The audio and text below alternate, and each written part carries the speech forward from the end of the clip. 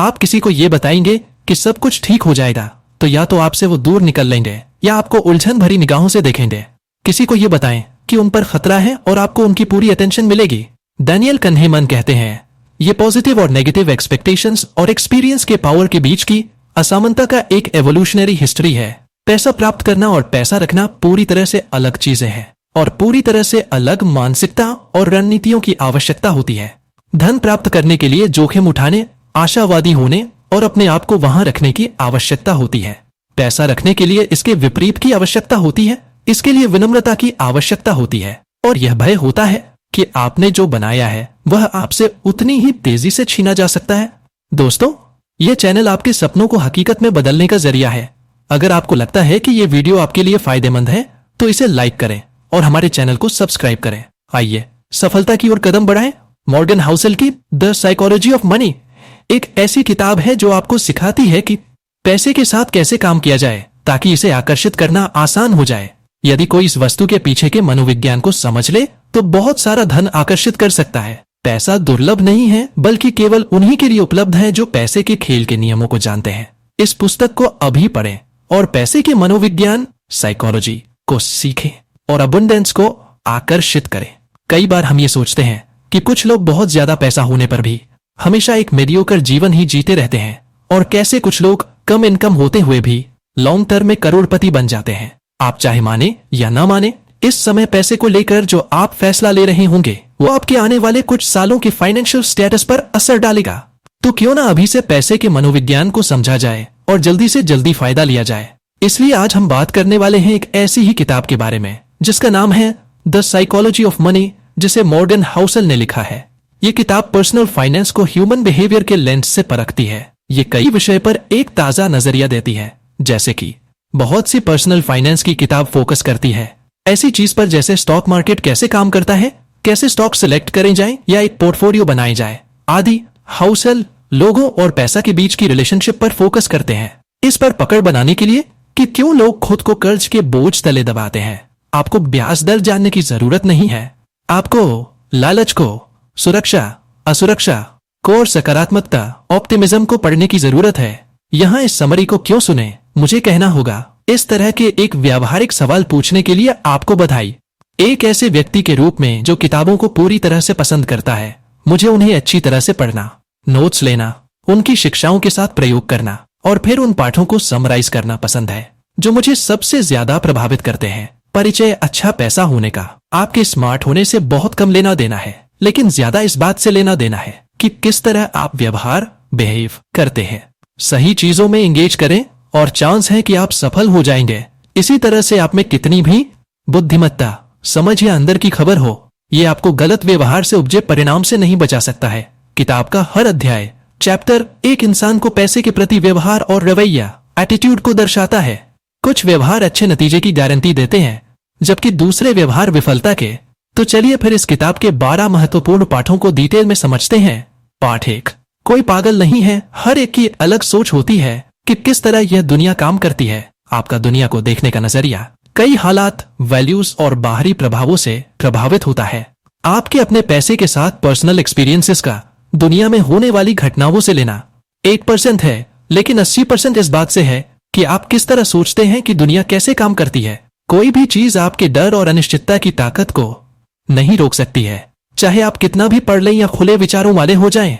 हम सब ये सोचते हैं कि हमें पता है कि दुनिया कैसे काम करती है, लेकिन हम इसे एक पतले से रेशम के बराबर भी अनुभव नहीं कर पाए हैं।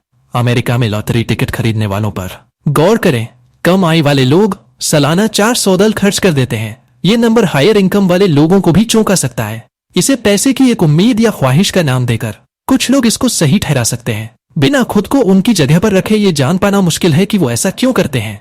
पाठ 2, भाग्य और जोखिम कोशिशों से आपके नतीजे तय होते हैं, लेकिन किस्मत और जोखिम भी इसमें एक बहुत महत्वपूर्ण भूमिका निभाते हैं। बिल गेट्स उन चुनिंदा हाई स्कूल्स में पढ़े जहां 1968 में कंप्यूटर हुआ करते थे। अगर शिक्षक बिल दोगल की कोशिश नहीं होती, जिन्होंने उस समय एक 3000 का कंप्यूटर खरीदा, तो इसकी संभावना कम है कि बिल गेट्स को वही करियर में सक्सेस मिलती। गेट्स खुद ये चीज मानते हैं कि अगर लेक्साइड स्कूल नहीं होता तो आज माइक्रोसॉफ्ट भी नहीं होता। लेक्साइड में 3 बहुत बेहतरीन कंप्यूटर स्टूडेंट्स जो आपस में दोस्त भी थे, बिल गेट्स, पॉल एलन और केंट इवेंस को भी सक्सेस मिलना तय था, लेकिन उनकी ग्रेजुएशन से पहले ही एक दुर्घटना में मौत हो गई। इसे एक दुर्भाग्य के उदाहरण के तौर पर देखा जा सकता है। किस्मत और जोखिम लेना, ये दोनों वो वास्तविकता है जो हर एक की जिंदगी में उसके खुद के प्रयास के अलावा भी उसके नतीजे पर असर डालती है। ये दोनों चीजें होती हैं क्योंकि सिर्फ आपके प्रयासों के दम पर ही आपको एक 100% नतीजे मिलने के लिए। दुनिया बहुत कॉम्प्लेक्स है। किसी ऐसी घटना का जो आपके कंट्रोल में नहीं है, उसका भी आपके ऊपर अच्छा खास प्रभाव पड़ सकता है। पार्ट 3, कभी पर्याप्त नहीं। ये एक कहानी है लेखक कुर्ट वोनेगट और जोसेफ हेलर की, जो एक अरबपति के पार्टी में शामिल होते हैं। कुर्ट ने कहा कि यह अरबपति एक दिन में उतने पैसे कमा लेता है जितना हेलर अपने लोकप्रिय उपन्यास नॉवल से आज तक नहीं कमा पाया है। हेलर ने कहा, हाँ, लेकिन मेरे पास कुछ ऐसा है जो उसके पास कभी नहीं होगा। वो है काफी। जो आपके पास है उसे खतरों में डालने की कोई वजह नहीं बनती। सबसे मुश्किल फाइनेंशियल स्किल ये है कि आप अपने गोल पोस्ट को मूव न करने दें। खुद को दूसरे से तुलना करना एक गलती है। वेल्थ और जलन पैदा करने के लिए कैपिटलिज्म अच्छा है, लेकिन सामाजिक तुलना एक ऐसा प्रोसेस है जो कभी खत्म नहीं होती है। आपको इसे सीढ़ी पर हमेशा आपसे ऊपर कोई मिल ही जाएगा। काफी होने का मतलब है आपको ये पता हो कि किस चीज को अवॉइड किया जाए, जिसके लिए आपको बाद में पछताना न पड़े। कई चीजें जोखिम लेने के लायक नहीं होती, चाहे उनसे कितना ही फायदा क्यों ना हो। एक छोटी सी लिस्ट जैसे प्रतिष्ठा, आजादी, दोस्त, परिवार, प्यार और खुशी।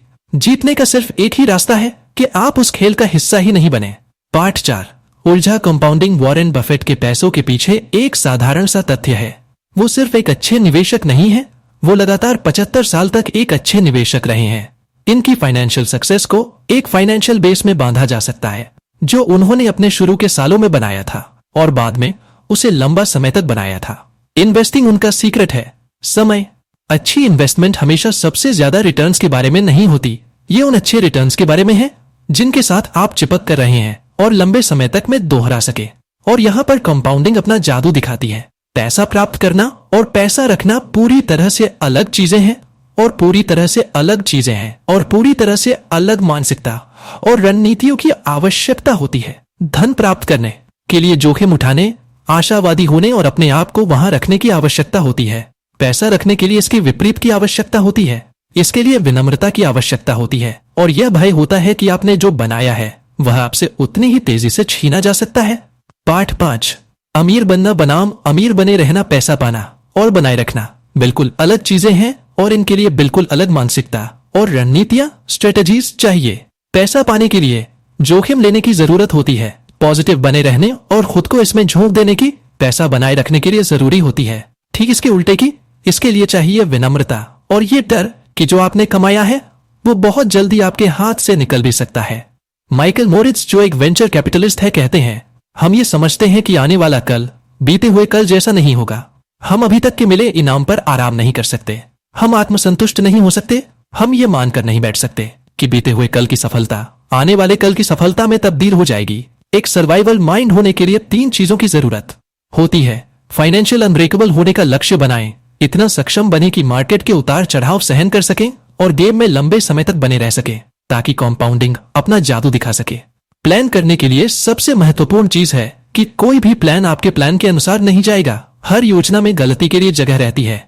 जितना आपको अपने प्लान को सफल बनाने के लिए एक खास चीज की जरूरत होगी, उतना कमजोर आपका प्लान होगा। आने वाले कल को लेकर आशावादी, ऑप्टिमिस्टिक रहें, पर सफलता के रास्ते में आने वाली बाधाओं को लेकर भी सचेत रहें। पार्ट 6, टेल्स, आप जीत गए। ये एक आर्ट कलेक्टर हाइंस बर्गरोन की कहानी है। उन्होंने पिकासोस, ब्राकेस, क्लीज और मैटिसेस की एक अद्भुत संग्रह इकट्ठा की। लोग उसके कला में निवेश करने की कला से भौचक्के रह जाते हैं।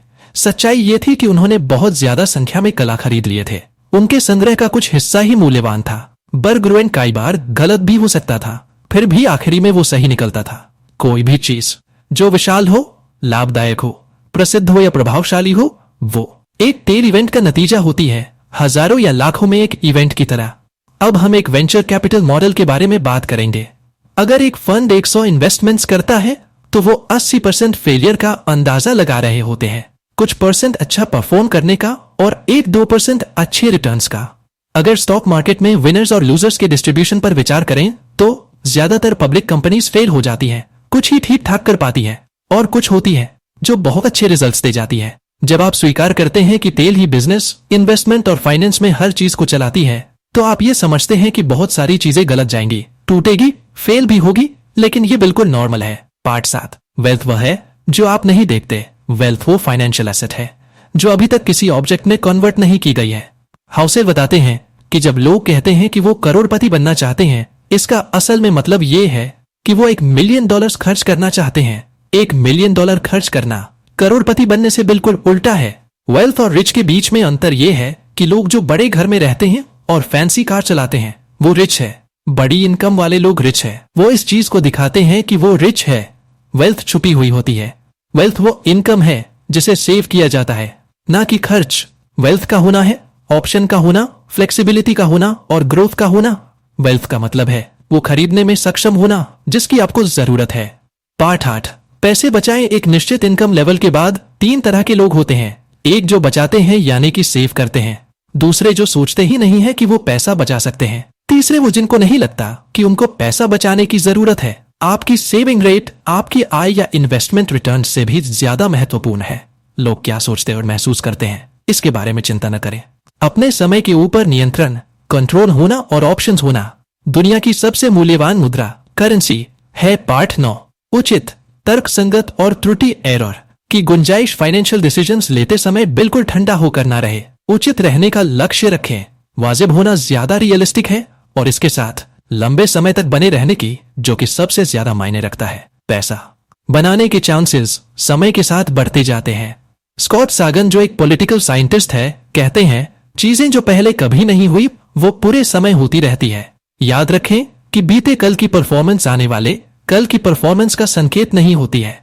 ब्लैक जैक और पोकर के प्लेयर्स को पता होता है कि वो संभावनाओं के साथ खेल रहे हैं, निश्चितों के साथ नहीं। सबसे बेहतर प्लान ये है कि उन चीजों के लिए प्लान किया जाए जो आपके प्लान के हिसाब से नहीं जाती हो। आप इसको गलती के लिए जगह होना भी कह सकते हैं। ये इकलौता तरीका है सुरक्षित रूप से ऐसी दुनिया को दिशा देने का जो कि अनिश्चितताओं से चलती है, ना कि निश्चितताओं से। ऐसी चीज के लिए तैयार होना या उम्मीद करना बहुत मुश्किल है जिसे आप देख नहीं सकते। तो आप क्या कर सकते हैं? आप ये कर सकते हैं कि आप फेलियर के सिंगल पॉइंट को अवॉइड कर लें, फेलियर के इम्पैक्ट को मिनिमाइज कर सकते हैं। असफलता का सबसे बड़ा सिंगल पॉइंट ये होता है कि आप अपने खर्च और जरूरतों के लिए सिर्फ एक इनकम के सोर्स पर निर्भर रहते हैं, वो भी बिना किसी सेविंग्स के। बुरे दिनों का फंड एक अच्छा आइडिया है। उन चीजों के लिए पैसा बचाएं जिन्हें आप अनुमान या भविष्यवाणी नहीं कर सकते। पार्ट 10, आप बदल जाएंगे। हम खुद के फ्यूचर सेल्फ के एक बहुत बुरे प्रिडिक्टर होते हैं। हमारी अभी की जरूरतें चाहते वो नहीं होती है जो हमारे फ्यूचर सेल्फ की जरूरतें और चाहते होंगी। लॉन्ग टर्म के लिए सोच पाना और इफेक्टिवली डिसीजन ले पाना बहुत मुश्किल होता है। क्या सच्चाई को स्वीकार करें कि एक इंसान बदलाव होने के लिए ही बना है। आज जो आपके लिए मायने रखता है हो सकता है आने वाले 10 साल में उसका कोई मतलब ही नहीं रहे। डूबा हुआ लागत, संक कॉस्ट, बीते हुए कल के बुरे फैसले को आगे बढ़ाते जाना जिसकी भरपाई होना अब संभव नहीं है। ऐसी दुनिया में जो लगातार बदल रही है, ये एक शैतान का काम करता है। ये हमारे भविष्य को हमारे अतीत का गुलाम बना देता है। ये उस अजनबी की तरह है जो आपकी जिंदगी के बड़े फैसले लेता है। जैसे कि आपने एक बिजनेस में इन्वेस्ट किया और बुरी तरह फेल हो गए। अब आप इसे जारी रखने का सोचते हैं क्योंकि आप बहुत पैसा लगा चुके हो बिना ये सोचे कि आगे भी चलकर। ये जरूरी नहीं है कि आप पैसा बना लेंगे। जो चला गया वो डूबा हुआ लागत, संक कॉस्ट है। जरूरी है कि हम होने वाले नुकसान से खुद को बचाएं। पैसों के साथ जुड़ी कई चीजों के लिए ये जानना है कि उसकी कीमत क्या है और उसे चुकाने के लिए तैयार रहना। सफल इन्वेस्टिंग एक कीमत मांगती है, लेकिन इसकी करेंसी डॉलर या सेंट नहीं होती। ये होती है अस्थिरता, डर, शंका, अनिश्चितता और पछतावा। ये सारी चीजों को अनदेखा करना आसान है जब तक कि हम असली में इन्हें फेस नहीं कर लेते। बहुत कम लोग में ये कहने का स्वभाव होता है कि ठीक है, अगर मैं अपना 20% पैसा दबा देता भी हूं तब भी मैं ठीक हूं। लेकिन अगर आप अस्थिरता को एक फीस की तरह देखने लगते हैं तो चीजें अलग दिखती है। जब आप लॉन्ग टर्म में इन्वेस्ट करते हैं तो आपको शॉर्ट टर्म में मार्केट के उतार चढ़ाव को स्वीकार करने के लिए भी तैयार रहना पड़ता है। पार्ट 11, निराशावाद का प्रलोभन। नेगेटिव सोच सिर्फ सकारात्मक पॉजिटिव सोच से ज्यादा आम नहीं है, ये उससे ज्यादा स्मार्ट भी लगती है। ये आपको बुद्धिमत्ता के तौर पे बंदी बना लेती है और हम इस पर सकारात्मकता से ज्यादा ध्यान देते हैं। अगर आप किसी को ये बताएंगे कि सब कुछ ठीक हो जाएगा तो या तो आपसे वो दूर निकल लेंगे या आपको उलझन भरी निगाहों से देखेंगे। किसी को ये बताएं कि उन पर खतरा है और आपको उनकी पूरी अटेंशन मिलेगी। डैनियल kahneman कहते हैं, ये पॉजिटिव और नेगेटिव एक्सपेक्टेशंस और एक्सपीरियंस के पावर के बीच की असमानता का एक एवोल्यूशनरी हिस्ट्री है।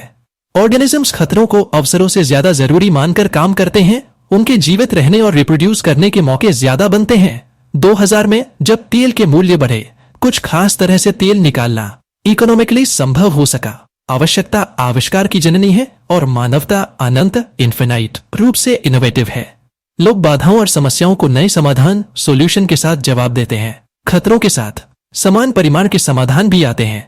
इकोनॉमिक हिस्ट्री का ये कॉमन प्लॉट है जिसे अक्सर नकारात्मक विचारक द्वारा भुला दिया जाता है। प्रोग्रेस धीमी होती है, लेकिन झटके और आपदा जल्दी और ज्यादा प्रभावशाली होते हैं। रातों रात बहुत सारी संधियां ट्रीटीज होती हैं, लेकिन शायद ही कभी रातों रात चमत्कार होता है।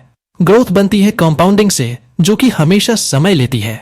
डिस्ट्रक्शन होते हैं फेलियर के सिंगल पॉइंट, जो कि कुछ सेकंड्स में हो जाते हैं, और कॉन्फिडेंस लूज होना वो भी एक झटके में हो जाता है।